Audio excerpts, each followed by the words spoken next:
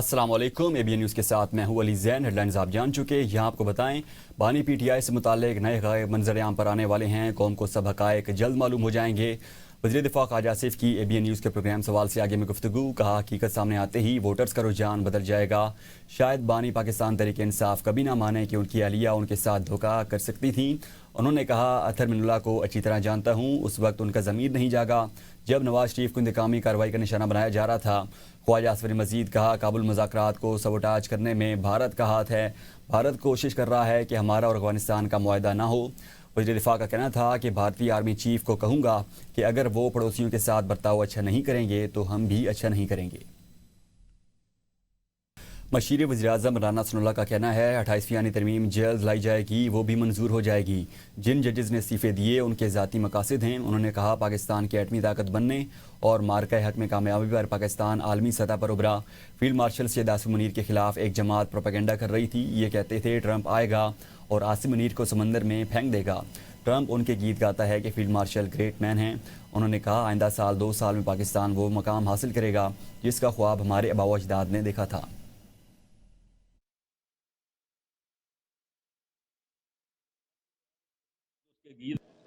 वो एक 28 मई 1998 है जब पाकिस्तान एटमी कुव्वत बना। दूसरा ये 11 2025 जिस दिन मार्का हक में जो है वो पाकिस्तान ने कामयाबी हासिल की।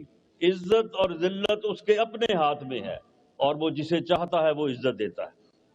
तो ये इज्जत अल्लाह ताला की तरफ से है। ये प्रोपेगेंडा करते थे कि ट्रंप आएगा और उठा के जनाब इसको पता नहीं उठा के समुंदर में फेंक देगा।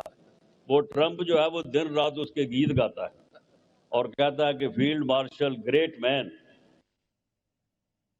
इलेक्शन कमीशन का इस्लामाबाद में बल्दियाती इंतखाबात करवाने का हुक्म। इलेक्शन कमीशन ने इस्लामाबाद में बल्दियाती इंतखाबात से मुतालिक महफूज फैसला जारी कर दिया। फैसले के मुताबिक Islamabad local government act Sheikh 15 आइन के खिलाफ है। सेक्रेटरी लोकल गवर्नमेंट का मखसूस नशस्तों पर इंतखाबात आइन की खिलाफ वर्जी है।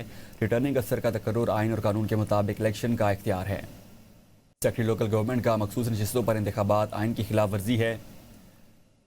इलेक्शन कमीशन का इस्लामाबाद में बल्दियाती इंतखाबात करवाने का हुक्म। रिटर्निंग अफसर का तकर्रुर आइन और कानून के मुताबिक इलेक्शन का इख्तियार है। वज़ीर-ए-आज़म ने शालीमार एक्सप्रेस की अपग्रेडेशन के बाद इफ्तिताह कर दिया। तकरीब से खिताब में वज़ीर-ए-आज़म शहबाज शरीफ ने कहा, शालीमार एक्सप्रेस को दोबारा मुकम्मल तौर पर नई ट्रेन बना दिया गया। कराची जो रोशनियों का शहर है, वहाँ रेलवे का निज़ाम बहुत सीधा हो चुका था। पाकिस्तान रेलवे का सूबों के साथ इश्तराक मुस्बत नताइज लाएगा और पार्टनरशिप का दायरा बलूचिस्तान और खैबर पख्तूनख्वा तक बढ़ाया जाएगा। वज़ीर-ए-आज़म ने सिंध हुकूमत से ताउन जारी रखने की यकीन दहानी कराई। कहा, जो रकम आपको दरकार है वो हम आपको मुहैया करेंगे। मास ट्रांजिट मनसूबा कराची की ज़रूरत। सर्कुलर रेलवे जैसा बड़ा मनसूबा सिंध हुकूमत के अकेले मुकम्मल नहीं कर सकती। वज़ीर आला मुराद अली शाह का तकरीब से खिताब। कहा, कराची सर्कुलर रेलवे मनसूबे के लिए वफाकी हुकूमत की ज़रूरत पड़ेगी। वज़ीर आज़म से दरख्वास्त है वो सिंध से ताउन करें। रेलवे को हुकूमत सिंध से जो ताउन दरकार है वो हम करने को तैयार हैं। वफाकी हुकूमत कराची हैदराबाद मोटरवे की जल्द तकमील के लिए इकदाम करें। सिंध की तकसीम मुश्किल ही नहीं नामुमकिन है। सिंध कोई केक नहीं कि आप काटें और खा जाएं। सिंध के सीनियर वजीर शजील मेमन का मुस्तफ़ा कमाल को जवाब। कहा, MQM के वफाकी वजीर ने बगैर होमवर्क किए प्रेस कॉन्फ्रेंस की। ये जिन बल्दियाती इंतखाबात का जिक्र कर रहे हैं उन्होंने ज़मीनी हक़ाइक़ देकर बायकॉट किया। इन्हें पता था बल्दियाती इंतखाबात लड़ेंगे तो शिकस्त होगी। MQM चाहती है इस बात का जवाब दिया जाए। वो चाहते हैं हम जज्बाती जवाब दें और उनकी सियासत चलती रहे। MQM इक़्तिदार में रहना चाहती है। वो इल्ज़ाम तराशी से अपनी मुर्दा सियासत में जान डालना चाहती है। MQM की सियासत ख़त्म हो चुकी। बेहतर है मुतहिदा के बात एक कान से सुनो और दूसरे से निकाल दो। पीपल्स पार्टी नहीं चाहती MQM की पार्टी ख़त्म हो जाए। मुतहिदा लिसानी और इल्ज़ाम तराशी की सियासत छोड़ दे। पीपल्स पार्टी ने बल्दियाती निज़ाम के बिल पर बात ना की तो 18वीं तरमीम भी ख़त्म हो जाएगी। सिंध में सूबे भी बनेगा। मुस्तफ़ा कमाल ने खबरदार कर दिया। MQM के वफाकी वजीर ने कहा, आइंदा महीनों में बल्दियाती निज़ाम से मुतालिक तरमीम आएगी और मंजूर भी होगी। पीपल्स पार्टी मामले पर ऑन कैमरा बातचीत करे। जैसे 18वीं तरमीम का क्रेडिट लेते हैं उस तरमीम का भी क्रेडिट लें। पीपल्स पार्टी 27वीं तरमीम में बल्दियाती निज़ाम के बिल को शामिल करने के लिए तैयार नहीं थी। हुकूमत ने कहा, इस बिल को आइंदा तरमीम में लाजमी देखेंगे। कराची दूध देने वाली गाय है, इसे चारा नहीं दोगे तो कैसे चलेगा। आप NFC अवार्ड लेते हैं लेकिन PFC तो है ही नहीं। پاکستان تحریک انصاف نے 27ویں ترمیم کے خلاف بھرپور آواز اٹھانے کا فیصلہ کیا ہے۔ اسد کیسر نے کہا 26ویں اور 27ویں ترمیم سے عدالتوں کو مکمل طور پر مفلوج کر دیا گیا۔ ہم نے فیصلہ کیا ہے 27ویں ترمیم کے خلاف بھرپور آواز اٹھائیں گے۔ جمعے کو ہمارا آئینی اور قانونی احتجاج ہوگا۔ پیپلز پارٹی سے بڑی توقعات تھیں۔ خیال تھا پیپلز پارٹی بھٹو کے آئین کے لیے سیاست قربان کر کے عوام کے ساتھ کھڑی ہوگی۔ نواز شریف سے بھی توقع تھی۔ انہوں نے اعلان کیا تھا ووٹ کو عزت دو۔ نواز شریف بھی سمجھوتا کر گئے۔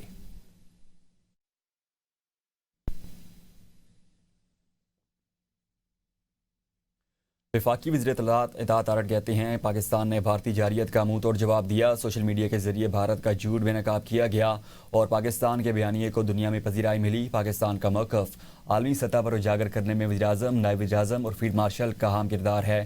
دہشت گردی کے خلاف جنگ میں پاکستان نے 90,000 جانیں قربان کی اور اربوں ڈالر کا نقصان برداشت کیا۔ انہوں نے کہا کہ بدلتی ہوئی دنیا میں پاکستان کا اہم کردار ہے۔ غزہ میں جنگ بندی کے لیے پاکستان نے اہم کردار ادا کیا۔ سستی اور بامانی کنیکٹیوٹی کنیکٹڈ پاکستان ویژن کا بنیادی ستون ہے۔ وفاقی وزیر شنزا فاطمہ نے کہا باکو کانفرنس میں پاکستان کی پالیسی بیان پیش کیا۔ وفاقی وزیر نے کہا کہ کنیکٹیوٹی اب سہولت نہیں، لائف لائن ہے۔ پاکستان کی ڈیجیٹل معیشت تیزی سے ترقی کر رہی ہے۔ انہوں نے کہا کہ وزیراعظم کی قیادت میں ڈیجیٹل نیشن پاکستان ایکٹ منظور کیا گیا۔ انہوں نے ڈیجیٹل سروسز اور سمارٹ سٹی ایپل کنیکشنز کا ذکر کیا۔ انہوں نے جدید نیٹ ورک کو بھی پاکستان کی کامیابی قرار دیا۔ شہزاد فاطمہ نے ڈیجیٹل شمولیت کو پائیدار ترقی کا اور خواتین کی ڈیجیٹل شمولیت اور AI اسکل ٹریننگ کو اہم محرک قرار دیا۔ وفاقی وزیر نے ای گورننس اور سائبر سیکیورٹی میں پاکستان کی بہتری کا حوالہ دیتے ہوئے کہا پاکستان کے 2030 ہدف واضح ہیں۔ پاکستان 100 Mbps رفتار 100 ملین گھروں تک فائر اور AI کلاؤڈ کا علاقائی مرکز بننا چاہتا ہے۔ انہوں نے عالمی شراکت داروں سے ڈیجیٹل انفراسٹرکچر میں سرمایہ کاری بڑھانے کی اپیل کی۔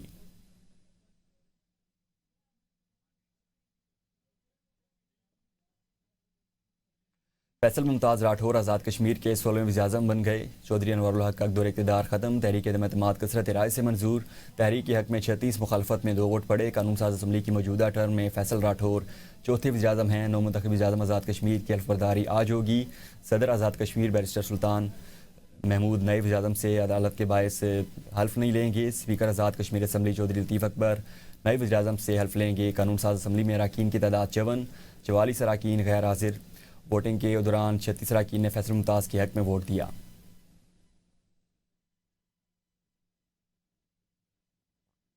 نو منتخب وزیراعظم آزاد کشمیر فیصل ممتاز راٹھور نے پہلی تقریر میں بڑے اصلاحاتی اقدامات کا اعلان کیا۔ انہوں نے کہا کہ حکومت کا مقصد گڈ گورننس، شفافیت اور اخراجات میں کمی ہے۔ 20 اضافی سیکٹریز کی اسامیاں ختم کر دی گئیں۔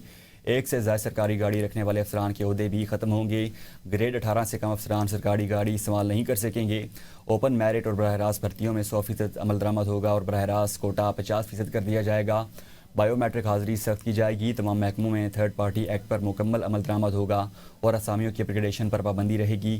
ہر ضلع میں کھلی کچہریاں ہوں گی اور 15 روزہ رپورٹ وزیراعظم اور چیف سیکرٹری کو دی جائے گی۔ اسکیل 1 کے ملازمین کو مستقل کر کے دسمبر 2025 سے اضافی تنخواہ ملے گی، جبکہ پولیس کانسٹیبلز کو پنجاب پولیس کے برابر مراعات دی جائیں گی۔ پاکستان کی معیشت مثبت سمت میں گامزن ہے۔ زیادہ آبادی مسائل اور غربت کا باعث بنتی ہے۔ وفاقی وزیر خزانہ محمد اورنگزیب کا تقریب سے خطاب، کہتے ہیں کہ پائیدار معاشی ترقی کے لیے متوازن آبادی ناگزیر ہے۔ ماحول دوست معیشت کے فروغ پر توجہ مرکوز ہے۔ کچی آبادیاں بھی مسائل کا باعث بنتی ہیں۔ کچی آبادیوں کا کوئی ڈیٹا حکومت کے پاس موجود نہیں ہوتا۔ ترقی کی رفتار بڑھانے کے لیے آبادی کا کنٹرول ناگزیر ہے۔ پاکستان کی IT شعبے میں شاندار پرفارمنس۔ ایکسپورٹ ریونیو میں 19.5% اضافہ۔ جولائی تک اکتوبر IT برآمدات 1 ارب 44 کروڑ ڈالر تک پہنچ گئیں۔ اکتوبر میں 38 کروڑ 60 لاکھ ڈالر کے ساتھ گزشتہ سال کے مقابلے میں 17% زیادہ برآمدات ہوئیں۔ IT انڈسٹری کا تجارتی سرپلس 1 ارب 74 کروڑ ڈالر رہا۔ IT ملک کا ٹاپ پرفارمنگ سروس سیکٹر بن گیا۔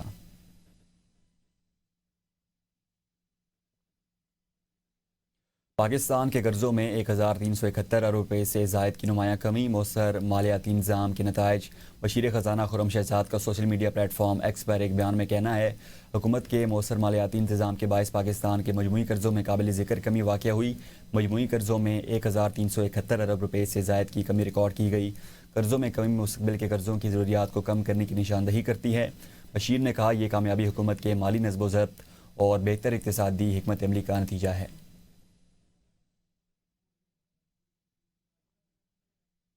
پاکستان اور بنگلہ دیش میں تعلقات میں اہم پیش رفت۔ PIA اور بنگلہ دیش کی عمان ایئر لائن کے درمیان کارگو معاہدہ طے پا گیا۔ معاہدہ 1 دسمبر 2025 سے نافذ العمل ہوگا۔ شراکت داری کا بنیادی مقصد دونوں ممالک کے درمیان فضائی کارگو کی نقل و حرکت کو ہموار بنانا ہے۔ معاہدے کی روح سے سعودی عرب کے عام شہروں جدہ، مدینہ اور ریاض کو ٹرانزٹ گیٹ ویزا کے طور پر استعمال کیا جائے گا۔ علاقائی تجارت کے لیے ایک اسٹریٹجک کوریڈور قائم کیا جائے گا۔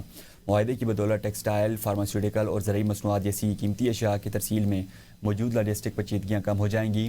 دونوں ملکوں کی قومی ایئر لائن کے وسیع نیٹ ورکس کے ذریعے معیاری اور کم لاگت پر مشتمل کارگو حل فراہم کیے جائیں گے۔ PIA پاکستانی برآمد کنندگان اور درآمد کنندگان کو خطے میں سب سے زیادہ مؤثر کارگو خدمات تک رسائی فراہم کرنے کے لیے پرعزم ہے۔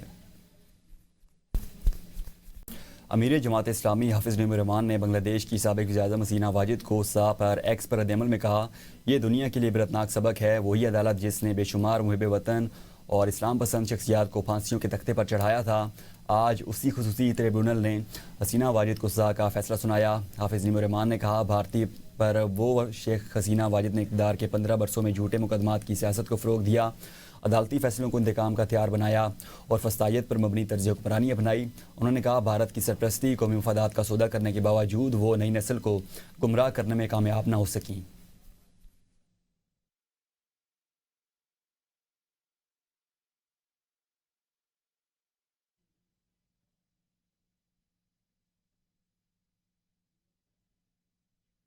سپریم کورٹ میں خواتین ہراسانی کیس میں ملزم کی سزا برقرار، عدالت کی تمام تعلیمی اداروں میں خواتین کی شکایت کے لیے باقاعدہ ہراسانی کمیٹیاں قائم کرنے کی ہدایت، دیہاتی علاقوں میں اور ضلعی اور تحصیل سطح پر ہراسانی پروٹیکشن سیلز بنانے کا بھی حکم جاری کیا گیا۔ فیصلے میں واضح کیا گیا کہ جنسی ہراسانی کے قانون کے تحت شکایات تحریری درخواست کی صورت میں بھی قابل سماعت ہیں۔ دوسرے خطرے کا قانون فوجداری مقدمات پر لاگو ہوتا ہے، محکمہ انکوائری پر نہیں۔ سپریم کورٹ نے خواتین کی وراثت کے قانون 2010 کے تحت زرعی شعبے میں تحفظ نہ ملنے پر تشویش ظاہر کی اور حکومت کو 6 ماہ میں قانون سازی کی ہدایت دے دی۔ جسٹس صلاح الدین پنہور اور جسٹس میاں گل حسن اورنگزیب پر مشتمل بینچ نے فیصلہ سناتے ہوئے اسسٹنٹ کلینکل انسٹرکٹر محمد طاہر کی اپیل مسترد کر دی۔ اسلام آباد ہائی کورٹ کے 18 اپریل کے فیصلے کو برقرار رکھتے ہوئے ملزم کی نوکری سے برطرفی اور 5 لاکھ روپے جرمانہ برقرار رکھا گیا۔ سپریم کورٹ نے وفاقی محتسب اور صدر مملکت کے متفقہ فیصلے کو مکمل طور پر درست قرار دیا۔ عدالت نے کہا کہ تعلیمی اور کلینکل ماحول میں انسٹرکٹر کا کردار عام ملازمتوں سے زیادہ حساس ہوتا ہے۔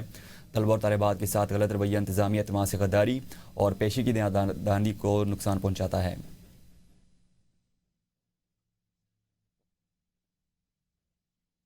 وراثت کا حق خدائی حکم ہے اور عورتوں کو حق وراثت سے محروم رکھنا آئین اور اسلام کی واضح تعلیمات کی منافی ہے۔